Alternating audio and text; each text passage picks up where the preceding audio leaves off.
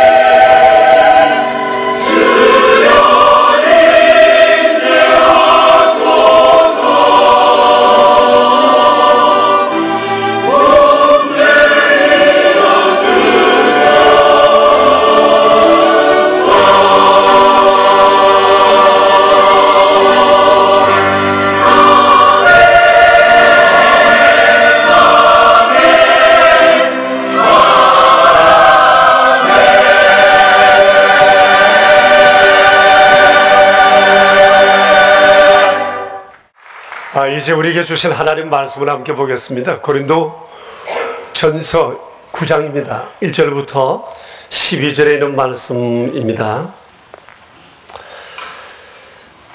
이는 살아계신 하나님의 말씀입니다. 이제 우리 함께 고린도 전서 9장 1절부터 12절의 말씀을 함께 받들어 읽겠습니다. 내가 자유인이 아니냐, 사도가 아니냐, 예수 우리 주를 보지 못하였느냐, 주 안에서 행한 나의 일이 너희가 아니냐, 다른 사람에게는 내가 사도가 아닐지라도 너희에게는 사도이니 나요 사도됨을 주 안에서 인친 것이 너희라. 나를 비판하는 자들에게 변명할 것이 이것이니 우리가 먹고 마실 권리가 없겠느냐, 우리가 다른 사도들과 주의 형제들과 게바와 같이 믿음에 자매된 아내를 데리고 다닐 권리가 없겠느냐, 어찌 나와 바나바만 일하지 아니할 권리가 없겠느냐, 누가 자기 비용으로 군 복무를 하겠느냐, 누가 포도를 심고 그 열매를 먹지 아니한, 누가 양떼를 기르고 그 양떼의 젖을 먹지 않겠느냐, 내가 사람의 예대로 이것을 말하느냐, 율법도 이것을 말하지 아니하느냐, 모세의 율법에 곡식을 밟아 떠는 소에게 망을 씌우지 말라 기록하였으니 하나님께서 어찌 소들을 위하여 염려하시느냐, 오로지 우리를 위하여 말씀하심이 아니냐, 과연 우리를 위하여 기록된 것이니 밭가는 자는 소망을 가지고 갈며 곡식 떠는 자는 함께 얻을 소망을 가지고 떠는 것이라. 너희가 너희에게 신령한 것을 뿌려선즉 너희의 육적인 것을 거두기로 과하다 하겠느냐, 다른 이들도 너희에게 이런 권리를 가졌거든 하물며 우리일까 보냐. 그러나 우리가 이 권리를 쓰지 아니하고 범사에 참는 것은 그리스도의 복음에 아무 장애가 없게 하려 함이라. 아멘. 이 아침에 우리가 묵상하려고 하는 주제는 크게 두 가지입니다. 권리와 권리 포기입니다. 오늘 본문에 이 두 가지가 함께 언급되어 있고 여러 번 많이 등장하고 있습니다. 사실 우리가 세상을 살아가면서 늘 갈등하고 고민하고 있는 것이 내 권리를 주장하여 권리를 얻어서 할 것인가, 아니면 권리를 포기할 것인가 라고 하는 것입니다. 많은 경우 이 문제 때문에 다툼과 갈등이 생기고 관계가 틀어지기도 하고 또 관계가 회복되는 그런 은혜들을 경험하기도 합니다. 한 해가 가는 이 마지막 달을 얼마 앞두고 이 문제와 관련해서 나는 어떻게 살아왔는지 한번 돌아보았으면 좋겠습니다. 평소에 이런 상황에 처했을 때 나는 주로 어떻게 결론을 내렸는가?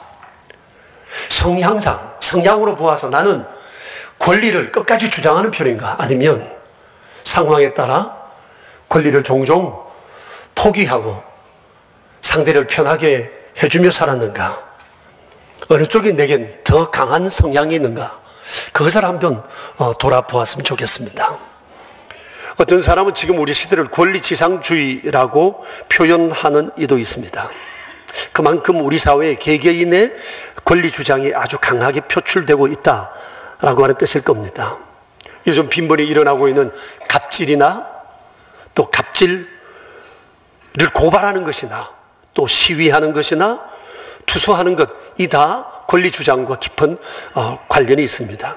또 양심적 병력 거부, 동성애의 합법화 요구, 무노동, 무임금 적용을 어떻게 해야 하나, 최저임금, 법적 근로시간, 이 모든 것 다 권리 주장과 맞물려 있다고 해도 과언이 아닐 것입니다.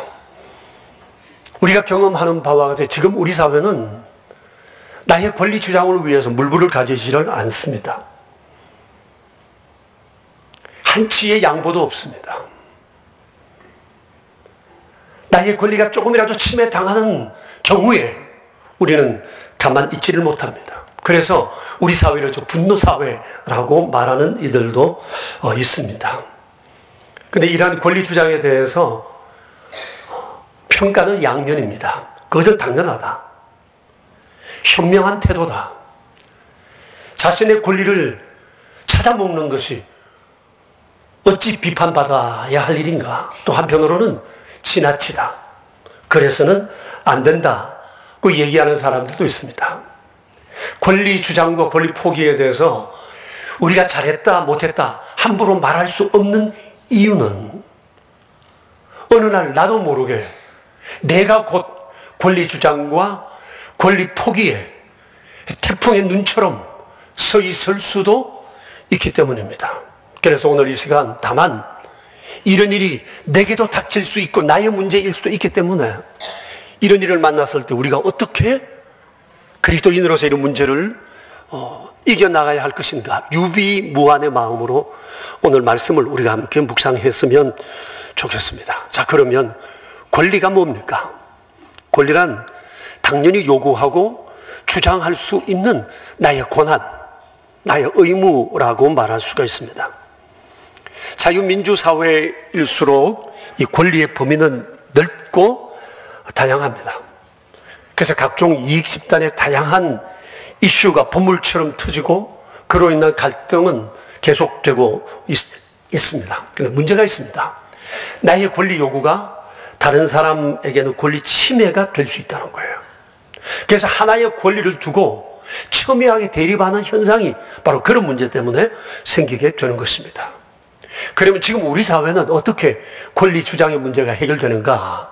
대부분 큰 소리 치는 사람이나 정치적 영향이 큰 쪽이 항상 이기고 있습니다. 이것이 불평한 우리 대한민국의 진실이라고 말할 수가 있습니다. 이 권리와 관련해서 당시 고린도 교회도 엄청난 문제가 있었습니다. 교인들끼리 서로 권리 주장으로 인해 싸웠습니다. 다투었습니다. 나누어졌습니다.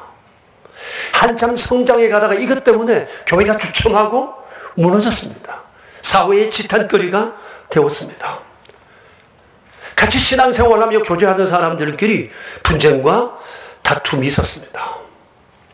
여러분, 사람이 권리 문제를 가지고 서로 주장하게 되면 남의 말을 안 듣습니다. 내가 하는 것이 내 말이 가장 옳다고 생각을 합니다.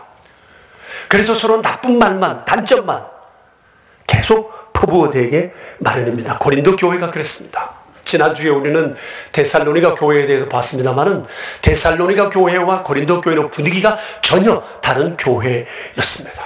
같은 교인들끼리 정말 피 터지게 싸웠습니다. 그러다가 급기야 이것은 그 교회의 지도자였던 사도 바울에게까지 번져가게 되고 그에게 대해서 아주 나쁜 말을 해대기도 했습니다. 바울은 사도가 아니다. 사도로서 자격이 없다. 그는 어느 순간 변질됐다. 이제 그의 가르침을 들을 필요가 없다.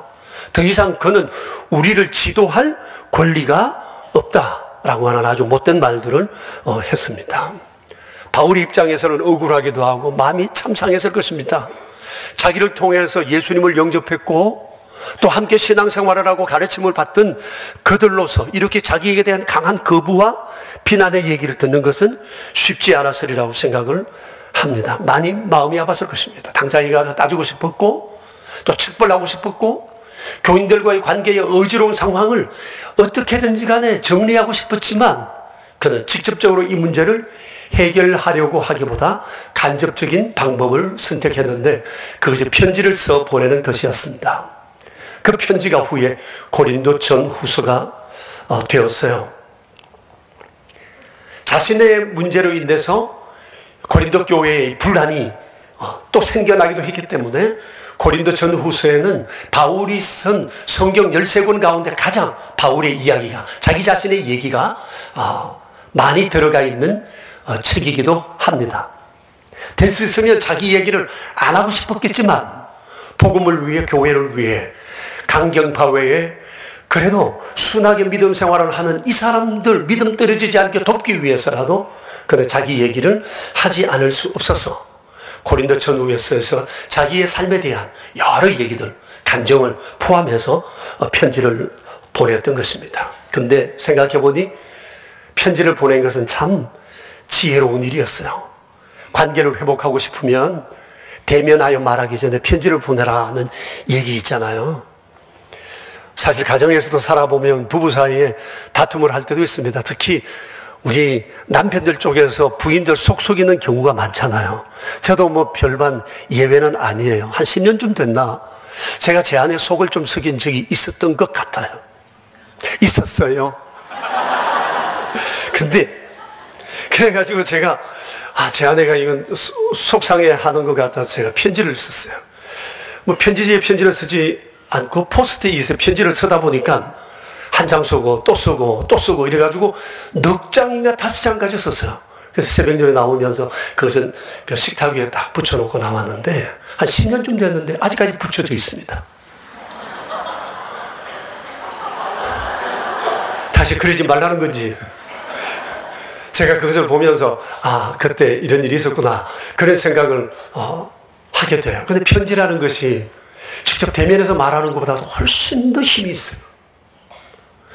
그도 생각하고 나도 생각해주는 그런 하나의 텀을 가질 수 있기 때문이에요. 그래서 제 아내는 물론 마음이 풀어졌던 것 같습니다. 사실 여러분 부부끼리 또 친구끼리 또 이웃에서 또 교우들끼리 이런 문제가 있을 땐 한번 편지를 써보는 것 이거 매우 좋은 일일 것 같아요. 일서를 보내서 안 되면 후서를 보내고 후서 보내서 안 되면 삼서를 보내고 사서 보내고 자꾸 이러다 보면 아마 풀려지지 않을까 하는 그런 생각을 해봅니다. 당시 고린도 교인들이 바울을 오해하고 그에게 틀어진 이유가 있었어요. 바울이 처음 그들을 만나 복음을 전할 때의 가르침과 몇 년이 지나고 난 다음에 그들에게 말하는 내용이 달랐기 때문에 그렇습니다.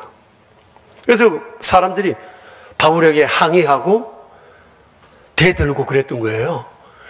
그래서 편지 형식을 취해서 바울에게 보내기는 했지만 공손한 태도가 거의 없었어요. 그때 그들이 바울에게 항의한 내용이 한 7가지 됐습니다.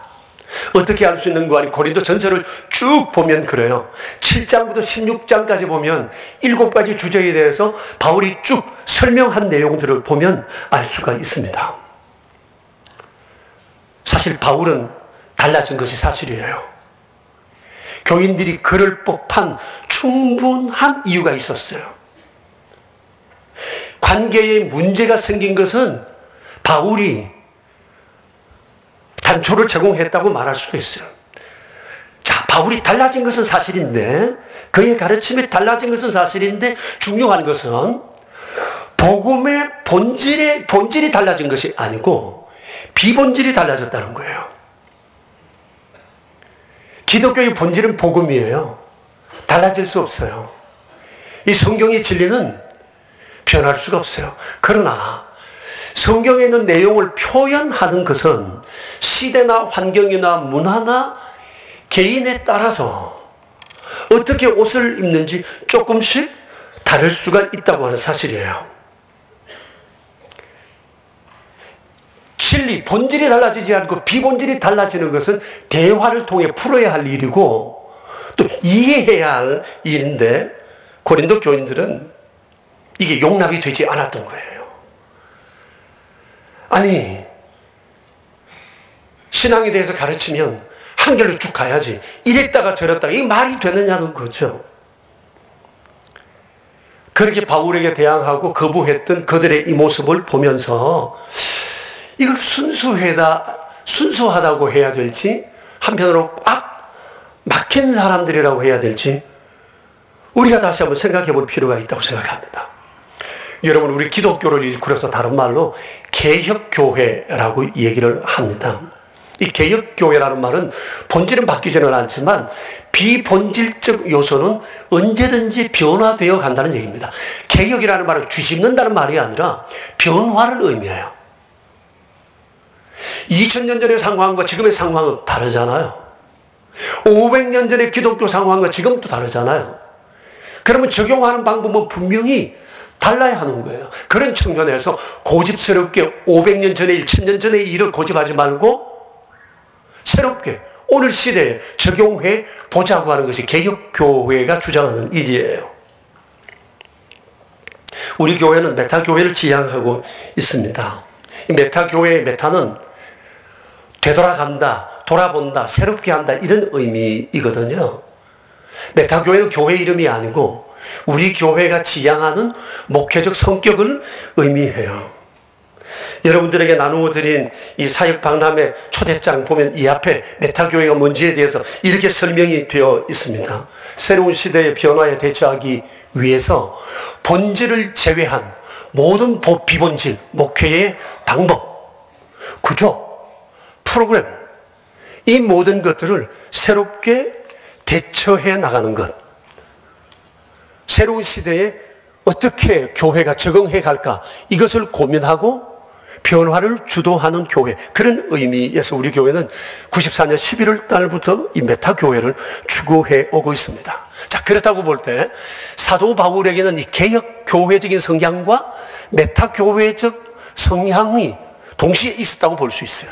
그의 마음에도 끊임없이 자기가 믿는 바 본질적 이 부분과 더불어 비본질적인 요소에 대해서 언제나 변화하고 사람을 살릴 수 있다면, 하나님께 영광이 된다면 언제나 자기 자신을 변화시켜 갈 수 있겠다라고 하는 준비가 되어 있는 그런 사람이었어요. 자, 그런데 바울에게 이런 변화가 생기게 된 계기가 있었습니다. 그것이 그의 이방 선교 중반기쯤 한 14년쯤 지났을 때 예루살렘에서 사도들의 전체 총회가 열리게 되었어요. 모임이 있게 되었어요. 이 모임이 모이게 된 목적이 있었는데, 사도 바울이 해외 나가서 선교를 하는데 여러 가지 들려오는 소식이, 좋은 소식도 있고 그리지 못한 소식도 있었어요. 그래서 사도 바울의 해외 선교를 평가하는 모임의 성격이 바로 사도회의였어요. 그러니까 바울이 앞으로 계속 선교를 할 수 있느냐 할 수 없느냐고 하는 것은 바로 사도회의가 어떤 결정을 내리느냐에 달려있는 매우 중요한 그런 회의였다는 거예요. 그래서 여기에서 몇 가지를 결의를 합니다. 첫째, 크게 보면 두 가지를 결의하는데, 하나는 바울이 전하는 무할례 복음을 인정한다는 거예요. 왜냐하면 유대 크리스찬들 가운데서는 예수님을 믿어도 할례를 받지 않으면 구원이 없다고 생각을 한 사람들이 많았으니까요. 그래서 끊임없이 바울에 대해서 공격을 해냈습니다. 바울의 복음은 가짜라는 거죠. 그게 플러스 할례가 있어야 된다는 것입니다. 그러나 성경은 그것을 말하고 있지 않으니까 바울은 그리스도만 믿으면 구원을 받는다, 이 얘기를 전했던 거거든요. 그런데 이게 인정을 받았어요. 그와 동시에 이방 크리스찬들이 지금까지 자기가 살아온 삶의 여러 가지 습성이 있는데 이걸 고쳐야 한다는 겁니다. 네 가지를 얘기를 했어요. 첫째, 우상 숭배를 하지 않아야 하는 것은 물론이지만 우상에게 제사 드린 음식을 먹으면 안 된다는 거였어요.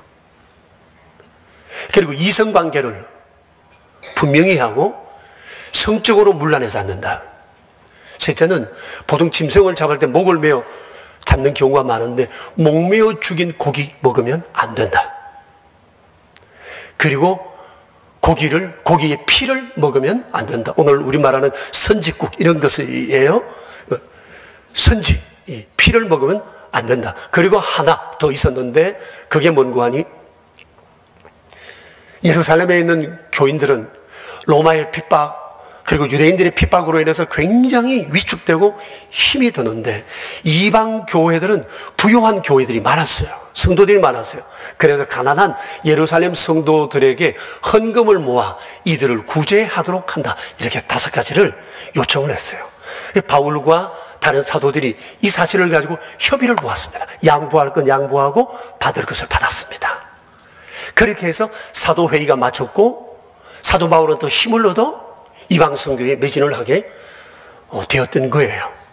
자, 그런데 바울은 여기에 몇 가지를 더 보태어서 성도들에게 사역 서신을 보냈습니다. 이때 바울의 사역 노선에 변화가 생기게 된 거예요. 그때 바울이 보낸 이 편지를 신학자들은 고린도 전전서라고 얘기를 합니다. 우리가 말하는 고린도 전서 이전에 사도회의를 마치고 난 다음에 요구된 변화된 사실을 이방에 세워진 교회들마다 이 서신을 보냈는데 그것을 고린도 전전서라고 얘기를 해요. 여기에 사도들로부터 요구받은 5가지 외에 몇 가지를 더 추가했는데 그 내용이 뭔가 하니, 여자는 예배할 때 머리에 수건을 써야 한다. 방언을 하되 공예배 때는 결코 하지 않아야 한다. 그리고 그리스도인은 부활을 믿는 사람들이기 때문에 죽은 사람 앞에서 극도의 슬픔을 표현하는 것은 마땅치 못하다. 그런데 이 내용은 바울이 선교 초기에 가르쳤던 것과는 정반대되는 내용이었어요. 처음에 고린도에 와서 전도할 때 바울이 주장했던 것 몇 가지가 이런 겁니다. 주의 재림이 임박했으니 결혼하지 않는 사람은 결혼하지 말라. 혹 결혼을 하더라도 부부관계는 하지 말라. 그리스도인은 모든 것에서 자유한 사람이기 때문에 어떤 음식이든지 먹어도 상관없다. 그리스도 안에서 남자와 여자는 동등하니 여자라고 해서 머리에 수건을 써야 할 이유도 없다. 성령의 은사는 끊임없이 장려되어야 하기 때문에 어떤 경우에도 제약받지 않아야 한다. 예배 중에라도 방언을 할 수 있고 예언이 나오면 예언을 할 수도 있다. 제재할 수 없다고 가르침을 받았는데 사도회의 다녀오고 난 다음에 전혀 딴 얘기를 하게 됐다는 겁니다. 그러니까 고린도 교인들로서 당황하지 않을 수가 없었던 겁니다. 그래서 여기에 대해서 어떤 사람들은 그래도 사도의 가르침인데 이유가 있고 들어보니 타당한데 우리가 그대로 순종해야 한다 라는 쪽과 강경 쪽은 사도가 변질한 것이니 그의 얘기를 들으면 안 된다. 그는 처음부터 사도가 아니었을지 모른다. 그의 사도성을 우리는 인정할 수 없다라고 얘기한 거예요. 여러분 만일 생각해 보세요. 그때 바울이 사도회의에 가서 사도들이 요구하는 것을 받아들이지 않고 서로 나누어졌다면 어떻게 됐을까요? 바울 교회가 생기게 됐을 겁니다. 그리고 기독교는 예루살렘 안에서만, 유대 안에서만 흥왕되었지 세계화는 어려웠을 거예요. 여러분은 생각해 보십시오. 이게 잘못된 협의인가라고 하는 거예요. 복음은 변하지 않았어요. 그러나 비본질 문제를 서로 협의했던 거거든요. 비본질적인 문제의 변화에 대해서 이것은 서로 이해할 수 있는 부분인데도 불구하고 고린도 교인들은 이것을 이해하지를 못했어요. 그래서 오해가 생기게 된 것입니다.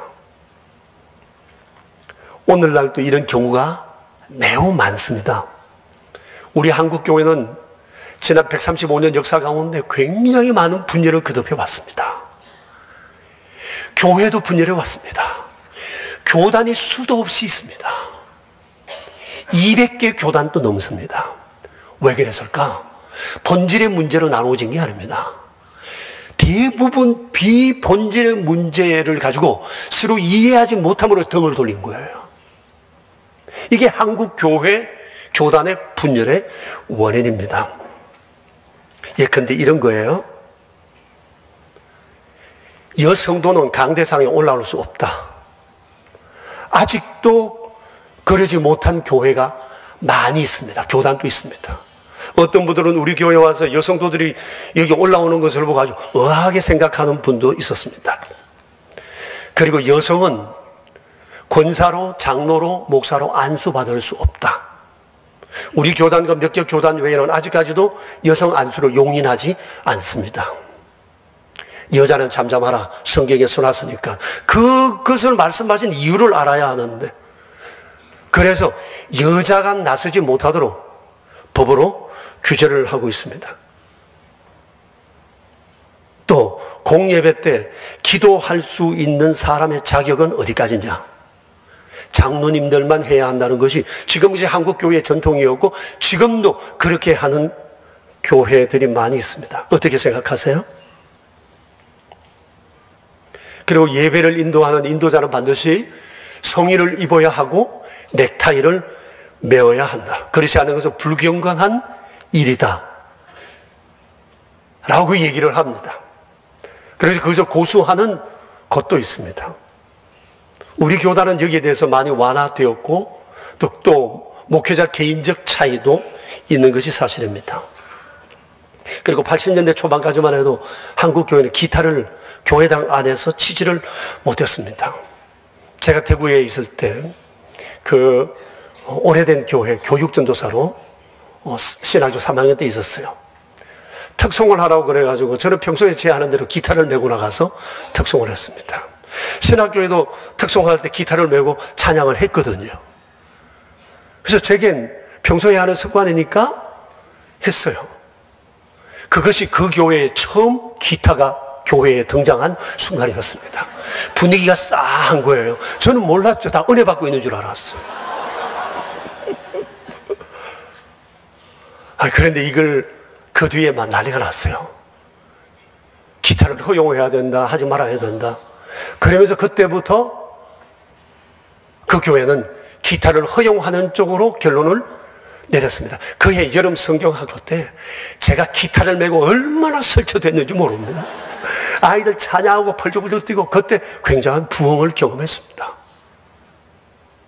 드럼, 교회당 안에 갖다 놓을 수가 없습니다. 아직까지도 드럼이 교회에 들어올 수 없는 교회와 교파도 상당수 있습니다. 옛날에는 이런 웃지 못할 일도 있었습니다. 예배를 드릴 때 예배는 반드시 맨바닥에 무릎을 꿇고 교회에서 예배 드려야 한다. 어떻게 불평경건하게 방석에 앉아 드릴 수 있는가? 라고 했습니다. 그러다가 앉아서 무릎 꿇고 예배 드리기가 불편하니까 교회에 의자가 들어왔는데 의자가 들어와도 되나 말아야 되나 굉장한 충돌이 있었습니다. 어떻게 의자에 앉아서 하나님 말씀을 듣느냐? 그럴 수 없다. 이래가 타협점이 뭔고 하니 절반은 그냥 무릎 꿇고 예배하는 거, 저쪽 뒤에는 의자를 놓고 예배할 수 있는 곳으로 했었습니다. 실제로. 그러다가 지금은 전부 다 의자로 해서 이렇게 예배를 드리고 있기도 합니다. 근데 어떤 교회 피아노를 어디에 두느냐는 가지고 싸운 교회도 있어요. 그 교회는 원칙이 피아노는 강대상 오른편에 둬야 한다 라고 생각을 했는데 담임 목사님이 오셔서 오른쪽에 있는 것보다 왼쪽에 있는 것이 낫겠거든요. 이걸 옮겨야 되는데 옮길 수가 없어요. 근데 이걸 옮기려도 5년이 걸렸대요. 매달 10cm씩 이렇게 옮겼다는 건 아니에요. 제가 2부 예배 때 이런 얘기를 했더니 어떤 집사님이, 권사님이 뛰어와서 그래요. 목사님, 그 교회지요? 물어요. 그러면서 그분은 저보다 정보가 많아요. 자기가 사는 동네에 그런 교회가 3군데 있었대, 3군데. 실제 상황입니다. 자, 여러분. 왜 이런 것을 가지고 피 터지게 싸워야 합니까? 우리의 싸울 대상은 악한 원수마귀인데, 이건 비본질의 문제잖아요. 이해의 문제예요. 본질이 아니잖아요. 복음의 문제가 아니라는 거예요. 그래서 고린도 교회가 딜레마에 빠지게 된 겁니다. 이것은 변화에 둔감한 기득권자들의 횡포였던 거예요. 사도 바울도 상황에 따라 변하는데 그들은 바울이 변질됐다고 생각한 거예요. 그리고 바울을 성토하고 비난했던 겁니다. 교회가 얼마나 어지러워졌는지 모릅니다. 그래서 오늘 9장에서 바울은 이와 관련해서 자신의 권리 주장과 권리 포기에 대한 소신을 밝히고 있습니다. 먼저 자기가 포기할 수 없는 자기 권리에 대해서 2가지를 얘기합니다. 1절을 보십시오. 나는 자유인이라는 겁니다. 또 하나는 나는 사도라는 겁니다. 이거 포기할 수 없다는 거예요. 여기 자유인이라는 말은 신분상 자유다, 그런 의미, 자유인이라는 의미가 아니고 권리를 가진 자라는 뜻이에요. 다시 말하면 자신은 변질된 것이 아니라 변화할 권리를 가진 사람이라는 거예요. 그래서 나는 비본질에 대해서 변화했다는 그 얘기를 하고 싶은 거죠. 2번째, 바울은 사도가 아니라는 사람들에게 자신의 사도됨을 증명하면서 내가 사도다라고 얘기를 했어요. 그러면서 그 뒤에 1절 가운데 보면 이런 말씀이 나와요. 너희는 예수님을 못 보았으나 나는 예수님을 직접 봤다. 그 얘기입니다. 그리고 예수님으로부터 사도로 임명받았다. 그렇기 때문에 나의 사도직에 대해서는 왈가왈부할 문제가 아니다고 선을 그었습니다. 그리고 또 하나 1절 뒤에 보면 내가 사도인 증거는 바로 너희들이다. 내가 이곳에 와서 사도로서 일을 했고 주께서 우리 가운데 역사하신 수많은 일들을 너희가 직접 보지 안 하느냐? 나의 사도됨을 인친 자가 너희들이고 여기에 대해서 너희가 내가 사도됨을 말해 주어야 한다고 하는 거예요. 그래서 바울은 말합니다. 내가 자유를 가진 사람이라는 것과 내가 사도라는 것은 결코 내가 포기할 수 없는 나의 권리다. 그러면서 포기할 수도 있는 권리 몇 가지로 또 얘기했는데, 첫째 4절에 보면 모든 것을 먹고 마시는 문제에 있어서 권리를 포기할 의향이 있다고 얘기를 합니다. 그러면서 8장 13절을 한번 볼까요? 8장 13절 같이 한번 읽어봅시다.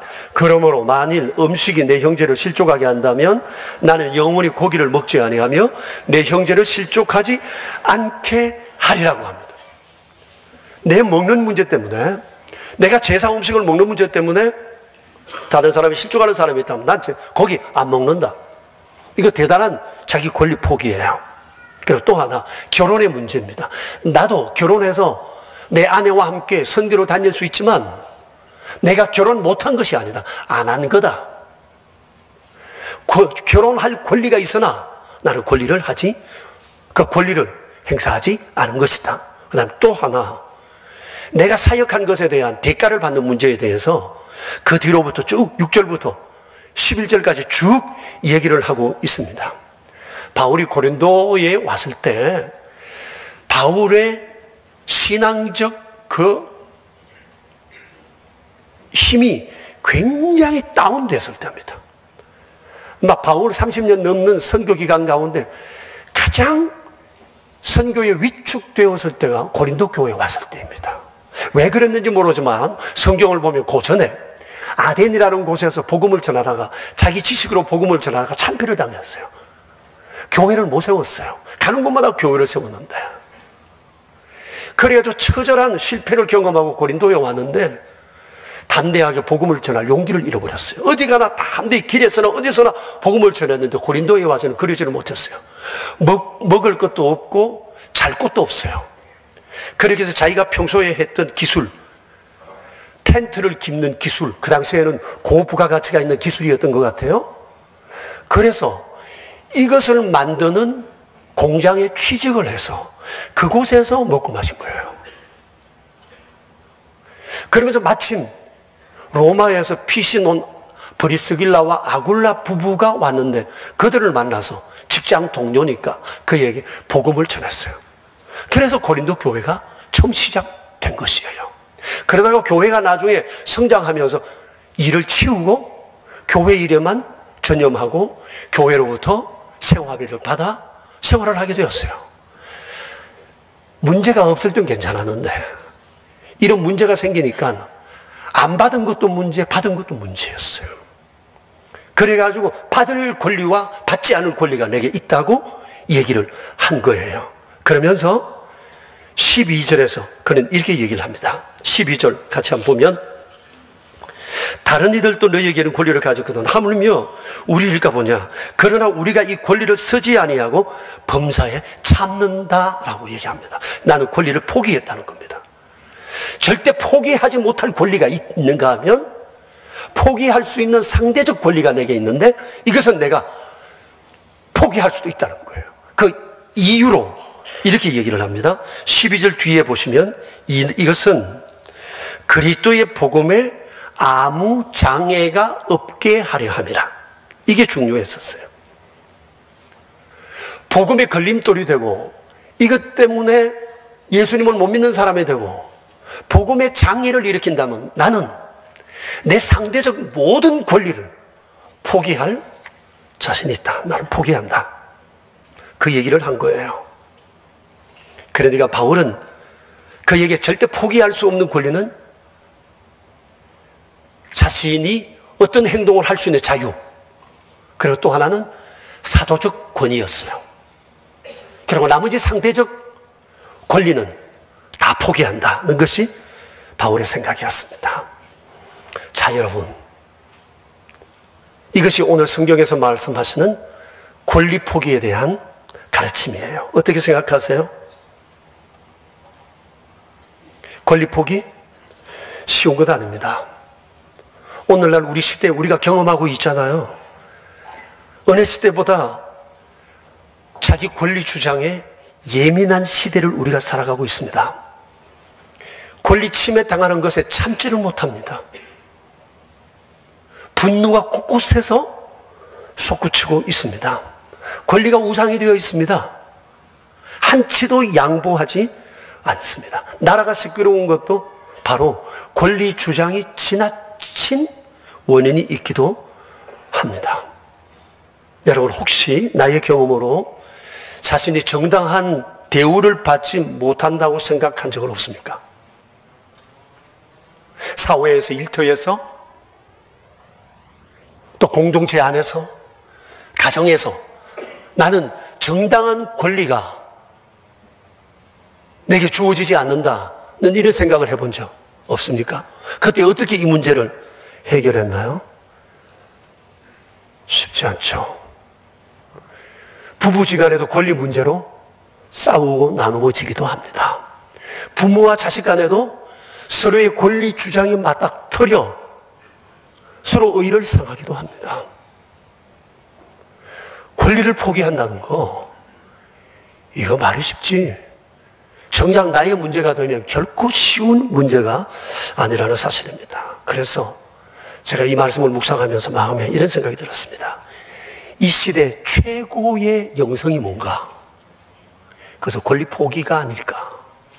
권리를 포기하는 삶의 태도, 이것이 최고의 영성이라는 생각을 해봤어요. 그 사람이 믿음 좋다는 것을 뭘로 할 수 있을까? 교회 오래 다닌 것? 성경에 대해서 박사? 신비적 경험? 그거 가지고 그의 믿음을, 그의 영성을 얘기할 수 없습니다. 얼마나 상대적 권리 앞에 자신을 포기하고 내려놓을 수 있는가? 이것이 그의 성숙을 볼 수 있는 아주 중요한 단면이다고 말할 수가 있습니다. 이제 우리는 성탄절을 얼마 앞두고 있습니다. 성탄은 권리 포기의 전형적 모습입니다. 하나님께서 자신의 절대자의 권리를 포기하셨기 때문에 하나님이 사람의 몸을 입고 세상에 오신 거예요. 십자가는 예수님의 자기 권리의 포기의 상징이에요. 우리를 살리시려고 주님은 자신의 권리를, 사셔야 할 권리를 포기하신 거거든요. 예수님 십자가 달려 돌아가시기 전날 밤에 예수님을 붙잡으러 온 수많은 병정들 앞에 베드로가 나서서 칼을 휘둘렀어요. 그때 예수님 하신 말씀 여러분 기억하시죠? 뭐라고 그러셨어요? 내 칼을 칼집에 꽂아라. 칼을 쓰는 사람은 칼로 망한다. 내가 지금 아버지께 구하면 12영 되는 천사를 보내시게 할 수 없는 줄 생각하느냐? 그러나 내가 이렇게 하지 않은 것은 이렇게 함으로 하나님의 뜻이 이루어지지 않을 수가 있기 때문이다. 그래서 주님은 힘쓰실 권리가 있었음에도 불구하고 그 권리를 포기하신 거였어요. 예수님이 빌라도 앞에 섰을 때 빌라도가 예수님을 보며 의아하게 생각하고 답답하게 생각한 것이 바로 이 문제였습니다. 빌라도가 예수님께 얘기를 했잖아요. 저들이 당신을 이렇게 공격하는데, 나도 저들이 말하는 것이 거짓말이라는 것을 뻔히 아는데 왜 당신은 자신에 대해서 스스로 변명하지 않습니까? 왜 스스로 권리를 포기합니까? 뭐라도 한마디 하십시오. 내가 당신을 살려줄 수 있습니다. 빌라도가 답답해했던 것이 예수님의 권리 포기의 모습이었어요. 예수님이 십자가에 달려 계셨을 때 대제사장들과 서기관들, 그리고 십자가에 주님 옆에 있던 이 강도들조차도 주님께 조롱했습니다. 남을 구원하고 자신을 구원하지 못하는 왕이시여, 당신이 십자가에서 내려가 보시오. 우리가 당신을 그리스도로 믿겠습니다. 그때도 주님께서는 자신의 사실 권리를 포기하시고 십자가에 그대로 달려 돌아가셨습니다. 주님이 절대 포기하실 수 없는 권리가 있었는데 그것은 죄인들을 살리는 것이었어요. 살리기 위해서 십자가에 죽는 것이었어요. 주님은 이걸 포기할 수가 없었어요. 그래서 스스로의 목숨을 십자가 위에 매다신 것입니다. 보세요. 최고의 믿음, 최고의 영성, 그것은 상대적 권리를 포기하는 것이라는 겁니다. 권리 포기, 그리스도인이라고 누구나 할 수는 없습니다. 성숙한 믿음, 온전히 주님을 따르는 자만이 할 수 있는 엄청난 그런 신앙의 성숙한 모습이라고 말할 수가 있습니다. 바울은 그 길을 갔습니다. 12절의 말씀처럼 다른 이들도 너희에게 이런 권리를 가졌거든 하물며 우리를 가보냐. 그러나 우리가 이 권리를 쓰지 아니하고 범사에 참는 것은 그리스도의 복음에 아무 장애가 없기 위함이라. 복음을 위해서라면 기꺼이 나의 상대적 권리는 언제든지 포기한다. 이것이 바울의 삶의 태도였습니다. 성도 여러분, 이 시대를 살아가며 우리는 날마다 권리 문제에 부딪힙니다.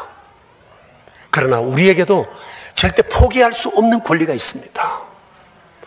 그것이 믿음의 본질에 관한 얘기입니다. 복음입니다.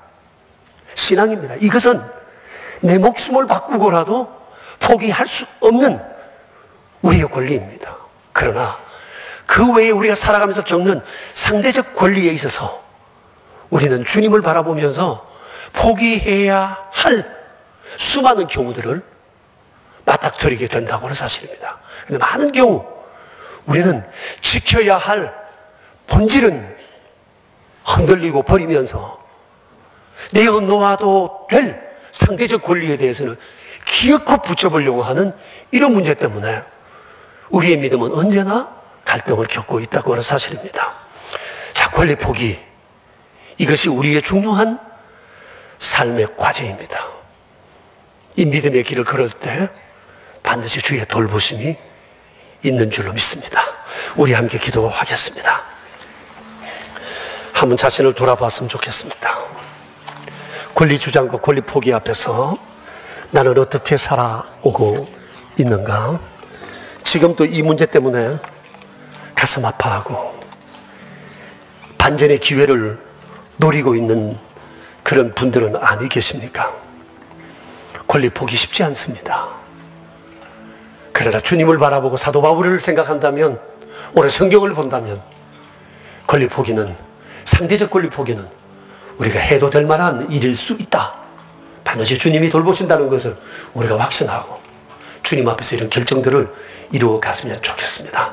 우리 하나님 앞에 한 2분 정도 기도하겠습니다. 살아계신 하나님, 우리 아버지, 부족하고 허물진 우리 죄된 우리 권리 앞에서 전혀 요동치 않고 조금이라도 나의 권리가 피해당하는 것을 용납할 수 없는 이런 상황을 살아가고 있는 우리에게 주님께서 오늘 귀한 말씀을 주셨습니다. 성탄의 아름다운 날, 주님, 이 거룩한 일들을 우리에게 경험시키시고 하나님의 놀라운 권리 포기로 우리가 살게 된 사실 앞에 다시 한번 우리가 우리의 권리 주장에 대해서 생각할 수 있게 되었습니다. 주님, 저희를 불쌍히 여겨주시고 사용하소서. 하나님 아버지, 우리가 살아가면서 늘 겪는 권리의 문제, 권리를 주장할 것인가 포기할 것인가에 대한 갈등, 어떻게 그리스도인으로 살아가야 할 것인가에 대해 주님 말씀하셨습니다. 여전히 우리는 이것이 우리 현실이 될 경우 어떻게 해야 할까 여전히 고민이 됩니다만, 주님, 그런 순간 주님을 생각하며 오늘 말씀을 생각하며 권리 포기를 결심할 수 있는 이 거룩한 마음을 갖게 해주시기 바랍니다. 우리의 가정이 나의 권리 주장으로 인해 어려움을 겪고 있다면, 내가 살아가고 있는 삶의 공동체, 이웃과 직장과 교회 공동체 안에 나의 권리 주장으로 인해 다른 사람들이 힘들어하고 있다면, 그것이 진리의 문제가 아니라면, 본질의 문제가 아니라면, 주여, 나의 주장과 권리를 포기할 수 있는 용기와 결심을 우리에게 허락하사 그리스도 우리 주님 평화롭게 만드시기 원하시는 관계를 주의 이름으로 이루어 가게 하여 주시옵소서. 이 시대 최고의 영성 권리 포기, 오 주여, 우리의 삶의 과제로 품습니다. 도와주시고 지켜주시옵소서. 구주 예수 그리스도 이름으로 기도합니다. 아멘. 주님의 말씀 앞에 우리 안에 다짐한 것 지켜질 수 있도록 우리 주님 저희를 지켜 보호하여 주옵소서. 베풀어 주신 그 놀라우신 은총, 주의 권리 포기 앞에 우리가 예배하며 작은 예물 구별하여 주께 드리옵니다. 11조 예물과 감사 예물과 주정 헌금, 그리고 우모와 비전센터를 건축하며 드리는 귀한 예물과 오른손 헌금, 완다나 선교 헌금, 사랑의 식탁의 예물, 주여 이 예물이 주의 영광을 위해 귀하게 사용되며 우리의 평생 날마다 주 앞에 드리며 살아갈 거룩한 믿음과 형편을 주장하여 주시옵소서. 우리 구주 예수 그리스도 이름으로 기도드리오며 이제는 왕 되신 주님 예수 그리스도의 은혜와 만복의 근원 되신 하나님 아버지의 크신 사랑과 날마다 우리를 믿음의 길로 이끄시는 성령님의 교통하심이 모인 저희 무리들과 명설의 모든 가족들과 주님의 몸 되신 교회 위에 이제로부터 영원히 함께 계시옵기를 간절히 축원하옵나이다. 아멘.